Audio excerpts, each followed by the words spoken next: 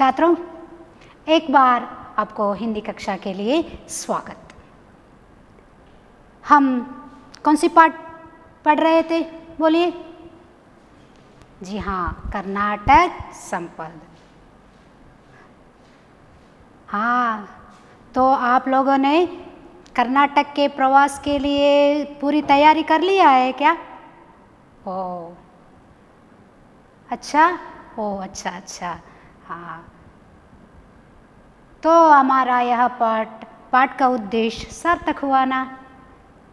ನಾನು ಫಸ್ಟ್ ದಿನವೇ ಹೇಳಿದ್ದೆ ಅಲ್ಲ ಮಕ್ಕಳೇ, ನಿಮ್ಮಲ್ಲಿ ಒಂದು ಚಿಕ್ಕದಾದಂಥ ಬೀಜ ಬಿತ್ತುತ್ತೇವೆ.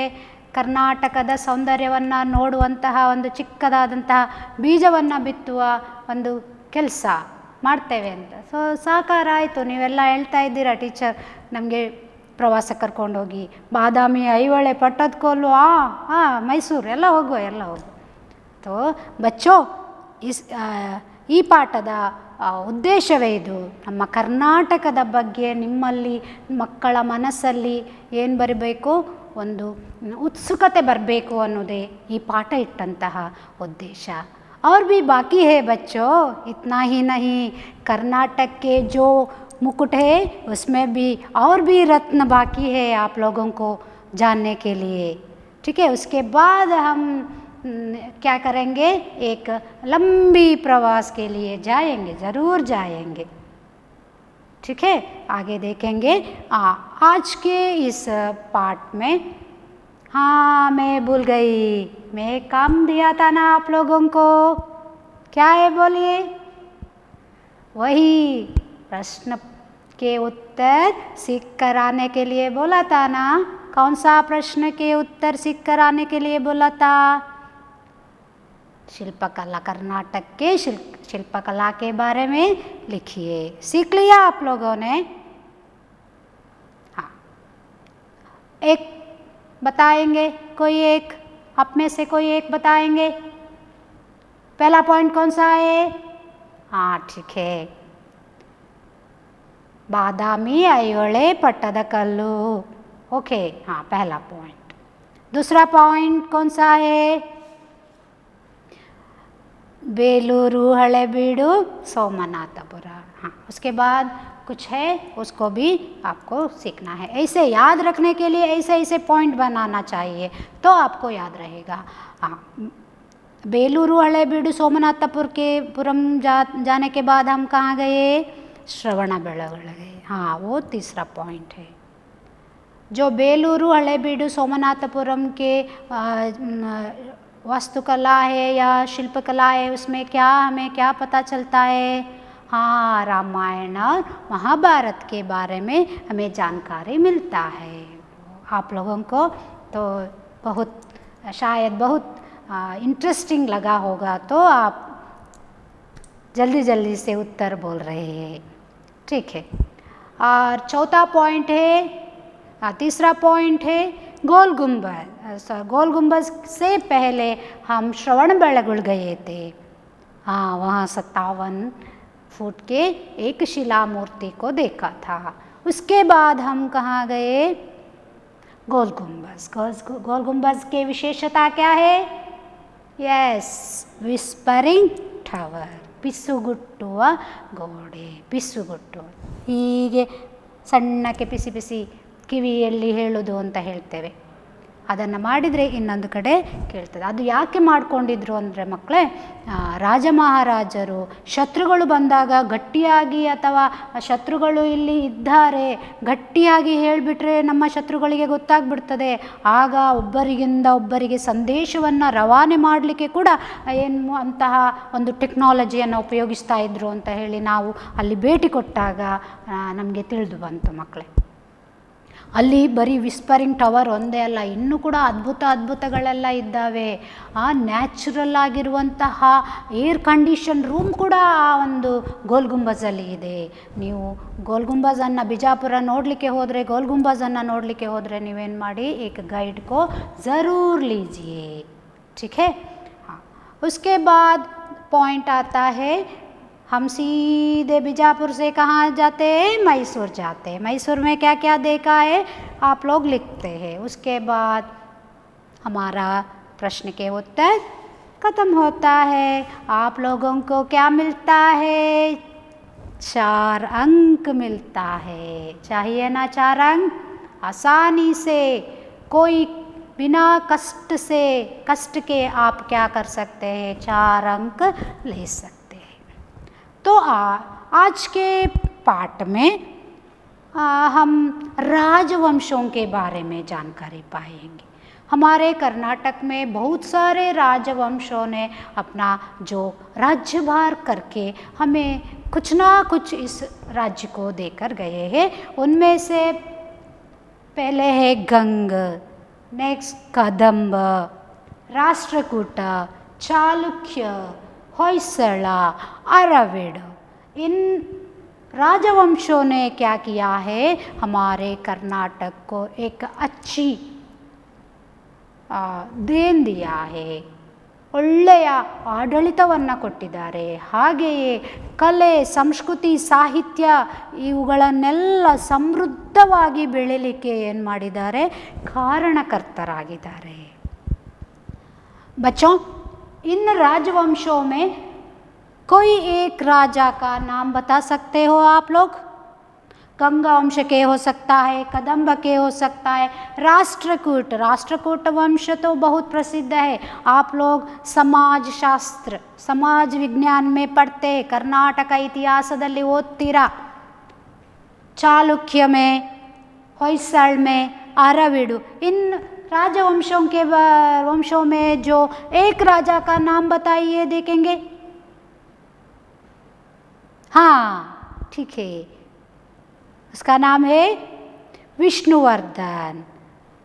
विष्णुवर्धन आप लोग कैसे याद रखे होंगे? हाँ, फिल्म एक्टर भी है.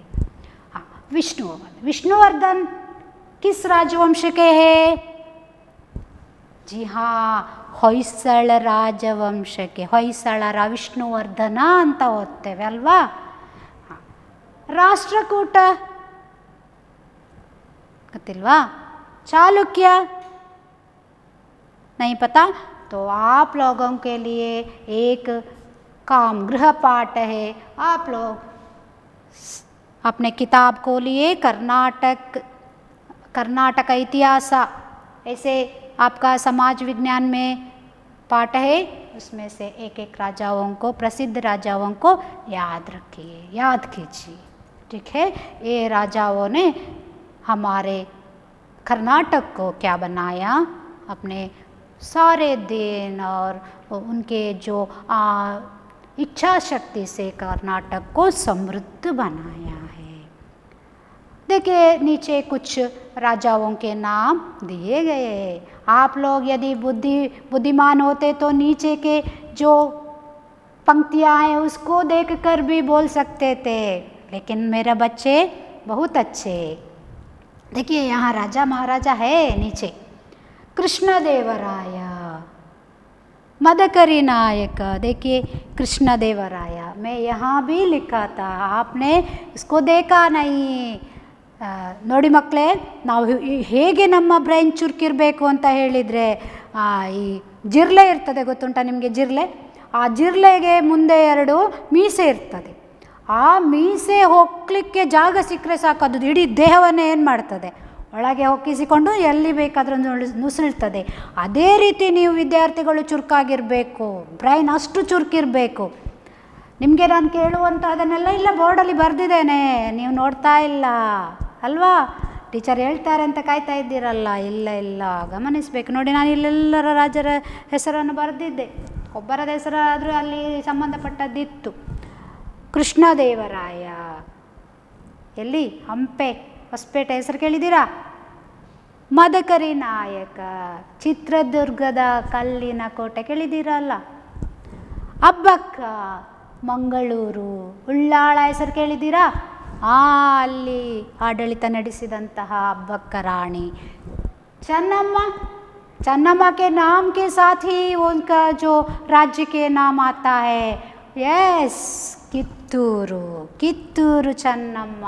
ಮಹಿಳಾ, ಪ್ರಥಮ ಮಹಿಳಾ ಹೋರಾಟಗಾರತಿ, ಸ್ವತಂತ್ರ ಹೋರಾಟಗಾರತಿ ಅಲ್ವಾ? ಟಿಪ್ಪು ಸುಲ್ತಾನ್, ಮೈಸೂರಿನ ಹುಲಿ ಅಂತ ಹೇಳ್ತಾರೆ ಅಲ್ವಾ? ಟಿಪ್ಪು ಸುಲ್ತಾನ್. या इन लोगों ने क्या किया, हमारे कर्नाटक में अपना शासन किए हैं। आदिल शाह जैसे शासकों ने कर्नाटक राज्य की ಶ್ರೀವೃದ್ಧಿ में अपना महत्वपूर्ण योगदान दिया है। ಕರ್ನಾಟಕದ ಒಂದು ವೈಭವಕ್ಕೆ ತನ್ನದೇ ಆದಂತಹ ಕೊಡುಗೆಗಳನ್ನು ಏನು ಮಾಡಿದ್ದಾರೆ, ಇವರೆಲ್ಲ ಕೊಟ್ಟಿದ್ದಾರೆ. ಇವರೆಲ್ಲ ಕೊಡುಗೆ ಕೊಡೋದಿಲ್ಲ ಆಗಿದ್ದರೆ, ಕೊಡಲಿಲ್ಲ ಆಗಿದ್ದರೆ ಏನಾಗ್ತಿತ್ತು, ನಮ್ಮ ಕರ್ನಾಟಕ ಇಷ್ಟು ಸಮೃದ್ಧಿಯಾಗಿ ಬೆಳೀಲಿಕ್ಕೆ ಸಾಧ್ಯ ಇರ್ತಿರಲಿಲ್ಲ. ಆದ್ದರಿಂದ हमें उन लोगों की क्या करना चाहिए, कृतज्ञता याद करना चाहिए, धन्यवाद देना चाहिए. उन लोगों को हमें धन्यवाद देना चाहिए. आप लोग राजवंश और राजाओं के नाम तो याद कर लिया ना. ये तो गंगा कदम्ब राष्ट्रकूट चालुक्य हमारे जो सुबह के प्रार्थना है ना, नाड़गीते जय भारत जननी तनुजाते, उसमें आता है तो अलग से सीखने की कोई ज़रूरत नहीं है. रोज़ हम बोलते हैं राजवंश, ये सब हमें पता ही है. तो यदि इन दो विषयों में आपको प्रश्न आया तो आप आंखें बंद करके क्या कर सकते हैं, लिख सकते हैं. चलो, राज और राजा वंशों के बारे में तो हो गया. अब थोड़ा कुछ साहित्य के बारे में तो हमें जानना पड़ेगा ना. चलो, साहित्य के बारे में. साहित्य, कन्नड़ साहित्य बहुत समृद्ध है. हमारा कन्नड़ साहित्य बहुत समृद्ध है.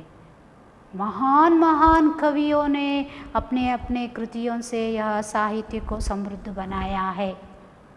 देखेंगे. चलो, कर्नाटक के अनेक साहित्यकारों ने सारे संसार में कर्नाटक की कीर्ति फैलाई है. मैंने बताया ना, सारे संसार में, पूरे विश्व में कर्नाटक की कीर्ति बताया है. देखिए, पहला वचनकार बसवण्ण क्रांतिकारी समाज सुधारक थे. आप लोगों को पता ही है, बसवण्ण पता है ना, बसवण्णनವರು वचनकार. बसवण्ण ने अपने वचनों द्वारा क्या किया है, एक क्रांतिकारी समाज सुधार किया है. अपने वचनों द्वारा ही समाज सुधारने की काम किया है. देखिए, वचनकार, वचनकारों में कौन कौन आता है, बसवण्ण.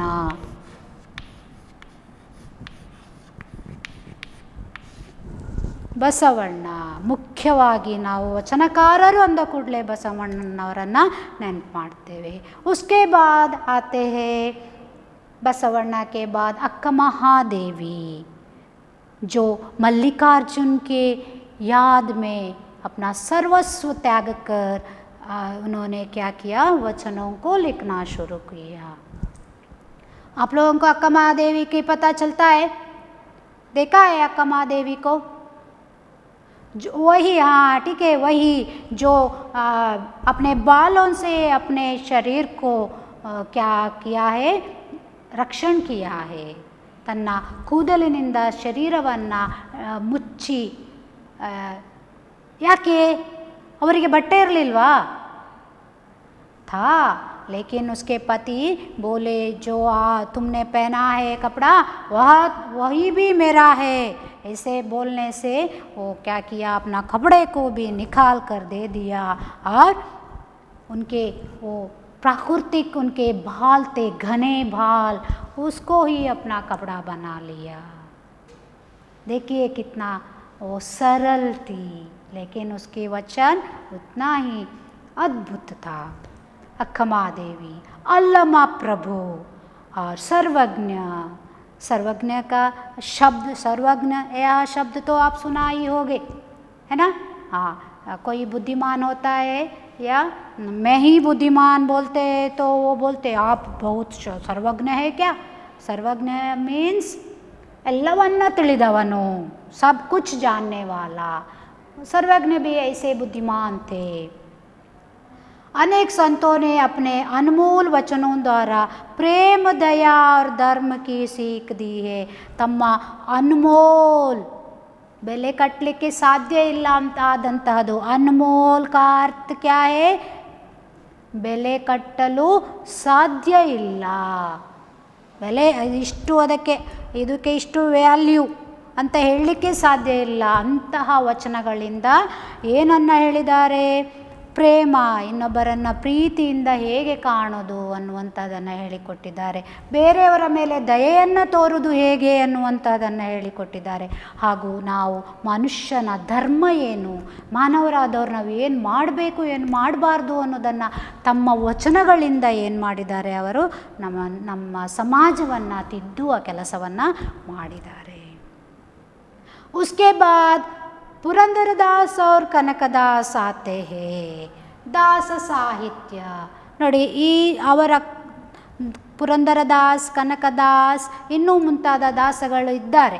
ಅವರು ಬರೆದಂತಹ ಕೀರ್ತನೆಗಳನ್ನು ನಾವೇನಂತ ಕರಿತೇವೆ ಗೊತ್ತಾ? ದಾಸ ಸಾಹಿತ್ಯ ಅಂತ ಕರಿತೇವೆ.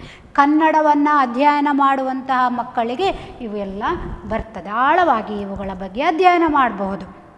ಸೊ ಪುರಂದರದಾಸ್, ಕನಕದಾಸ್ ಆದಿ ಭಕ್ತ ಕವಿಯೋನೆ, ಇವರನ್ನೆಲ್ಲ ಏನಂತ ಕರಿತೇವೆ? ಭಕ್ತ ಕವಿ. ಭಕ್ತ ಕವಿ ಕೌನ್? ಕನಕದಾಸ್, ಪುರಂದರದಾಸ್, ಹಾಗೆ ಇನ್ನು ಮುಂತಾದವರು ಬರ್ತಾರೆ. ಭಕ್ತ ಕವಿಯೋನೆ ನೀತಿ ಸದಾಚಾರಕ್ಕೆ ಗೀತ್ ಗಾಯೇ ಹೇ. ಕೀರ್ತನೆ ಅಂತ ಹೇಳಿದರೆ ಅದೇ ಮಕ್ಕಳೇ.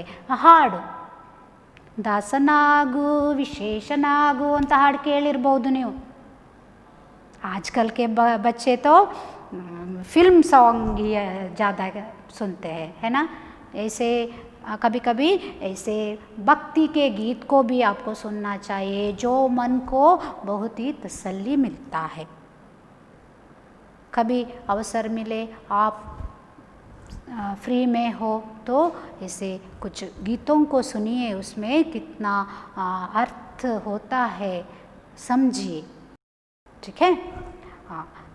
ನೀತಿ ಸದಾಚಾರ ಅಂದರೆ ನಾವು ನಮ್ಮ ಒಂದು ನಡವಳಿಕೆ, ಹಮಾರ ಬಿಹೇವಿಯರ್, ನಾವು ಯಾವ ರೀತಿ ಇರಬೇಕು, ಹೇಗೆ ಇರಬಾರ್ದು ಅನ್ನುವಂಥದ್ದನ್ನೆಲ್ಲ ಅವರು ಆ ಪದ್ಯಗಳ ಮೂಲಕ ಏನು ಮಾಡಿದ್ದಾರೆ? ನಮಗೆ ಹೇಳಿದ್ದಾರೆ. उसके बाद पंप रन्न पොन्न कुमारव्यास हरिहर राघवांका आदियों ने महान कवियों की रचना, काव्यों की रचना कर कन्नड़ साहित्य को समृद्ध बनाया है. ನಮ್ಮ ಪ್ರಾಚೀನ ಕವಿಗಳು, ಹಳೆಗನ್ನಡ ಅಂತ ಹೇಳ್ತೇವೆ. ಪಂಪನ ಹೆಸರು ಯಾರು ಕೇಳಲಿಲ್ಲ? ಆ ಪಂಪ ರನ್ನ ಪೊನ್ನ ಒಟ್ಟಿಗೆ ಬರ್ತದೆ ಕನ್ನಡ ಪಾಠವನ್ನು ಓದುವಾಗ ಅಲ್ವಾ? ಸೊ ಅವರ ಬಗ್ಗೆ ಹೇಳ್ತಾರೆ. ಪಂಪ, ರನ್ನ, ಪೊನ್ನ, ರಾಘವಾಂಕ, ಹರಿಹರ ಇವರೆಲ್ಲ ಒಟ್ಟಿಗೆ ಬಾಯಿ ಪಾಠದ ಹಾಗೆ ನಮಗೆ ಅವರ ಹೆಸರು ಬರ್ತದೆ. इन लोगों ने क्या किया? महाकाव्यों का रचना किया है. उन काव्यों से हमारा कर्नाटक के जो साहित्य के भंडार है ना, उसको क्या किया है उन्होंने? समृद्ध बनाया है. एक वचन साहित्य से समृद्ध बनाया है, कोई अपने कीर्तनों से हमारे कन्नड़ साहित्य को समृद्ध बनाया है, कोई काव्यों से, महाकाव्यों से अपने हमारे जो कन्नड़ साहित्य है उसको समृद्ध बनाया है. उसके बाद आते हैं आजकल के कविगण, जो नव्य साहित्य, कन्नड़ में बोलते हैं नव्य साहित्य, अलग अलग है. बंडाय साहित्य, ये सब साहित्यों को आप कहाँ सीखते हैं? और भी जो डिग्री में जाते हैं और भी आगे पढ़ाई करते हैं कन्नड़ के बारे में, वहाँ उनके बारे में इन साहित्य के बारे में आप पूरा विस्तार से जानकारी पा सकते हैं. ये तो थोड़ा आपके लिए थोड़ा जो विषय है, अब इतना ही काफ़ी होगा. उसके बाद हम कुछ नव्य साहित्य के कवियों को भी हमें याद करना पड़ता है. वे है आधुनिक काल के साहित्यकार. नव्य मीन्स न्यू, आधुनिक मीन्स ಹೊಸ. ಅರ್ಥ ಆಯ್ತಾ?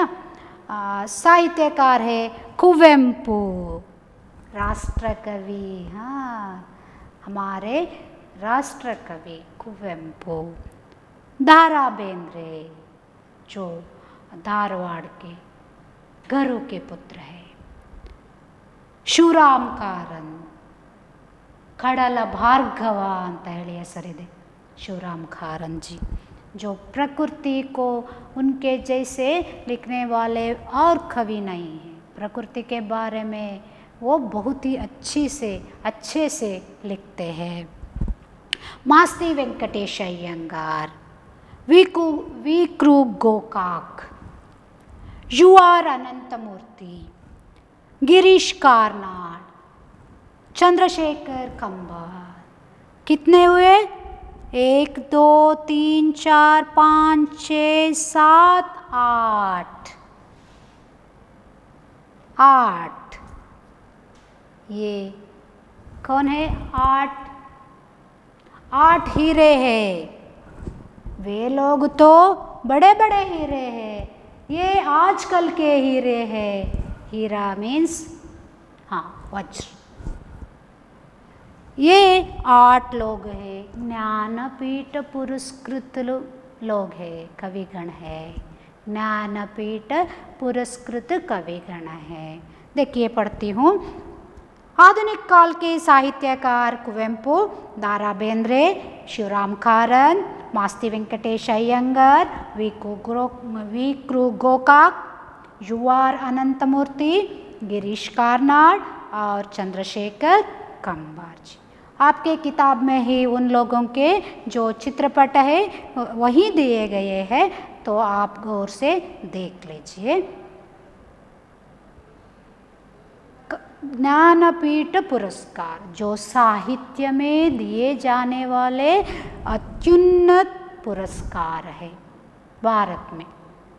हमारे देश में ನಮ್ಮ ರಾಜ್ಯದಲ್ಲಿ ಅಲ್ಲ, हमारे देश भारत देश में जो साहित्य क्षेत्र में जो अत्युन्नत साधना किए हुए हैं उन लोगों को, उन कविगणों को, महाकवियों को दिए जाने वाले जो पुरस्कार है, उनके सम्मान में दिए जाने वाले पुरस्कार है ज्ञानपीठ पुरस्कार। ये 8 कविगण उस पुरस्कार को पाए हैं। देखिए एक राज्य में 8 ज्ञानपीठ पुरस्कृत कवि है और राष्ट्र कवि भी है ना। यह कन्नड़ भाषा, संस्कृति तथा कर्नाटक के लिए गौरव का विषय है। ये ज्ञानपीठ पुरस्कार पाना हमारे कन्नड़ भाषा के लिए, हमारे कन्नड़ साहित्य के लिए क्या है? गर्व का विषय है। बच्चों, कन्नड़, कर्नाटक, कन्नड़ भाषा, कन्नड़ साहित्य, ये कन्नड़ के वास्तुकला, शिल्पकला, इनके बारे में बताते जाते हैं तो पूरा साल निकल जाता है। लेकिन एक छोटा सा क्या है? इंट्रोडक्शन है, छोटा सा प्रयास है बच्चों के मन में कर्नाटक के बारे में उत्सुकता लाने की। और भी विषय है, इतना ही नहीं, लेकिन ऊपर का जो विषय है इस पाठ में दिया गया है।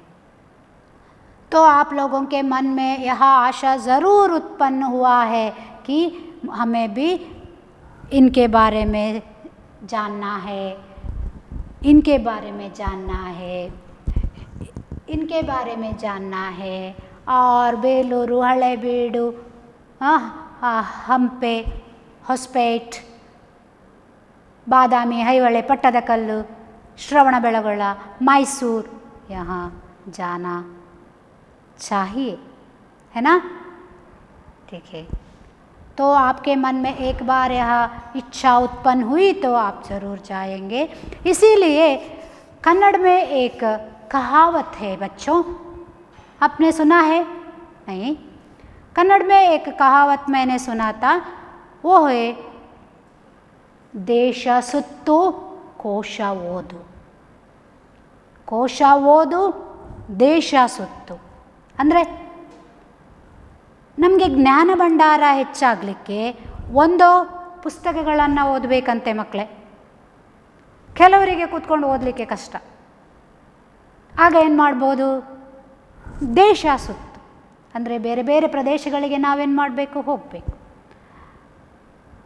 इस बात को कहते हुए हमें ज्ञान अर्जित करने के लिए एक तो पढ़ना चाहिए या घूम के देखना चाहिए. आपको किस में इच्छुक है आप वही कीजिए.